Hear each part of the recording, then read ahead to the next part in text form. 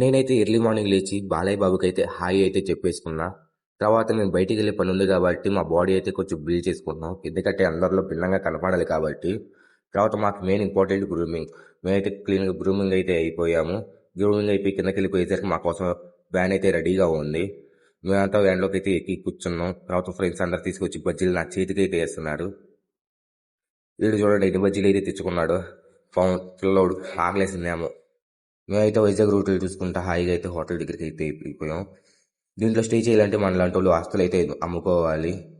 అందుకే దీని మీద మనకు అంత ఇంట్రెస్ట్ అయితే లేదు. తర్వాత మేమైతే సైన్లు చేసాం. తర్వాత ఒకసారి వచ్చి మమ్మల్ని టిఫిన్కి అయితే తీసుకెళ్ళి టిఫిన్ అయితే పెట్టించేశారు. కడుపు నిండా టిఫిన్ అయితే తిన్నాం. తర్వాత మాకు షర్ట్లు అయితే ఇచ్చారు, షర్ట్లు వేసుకోమని.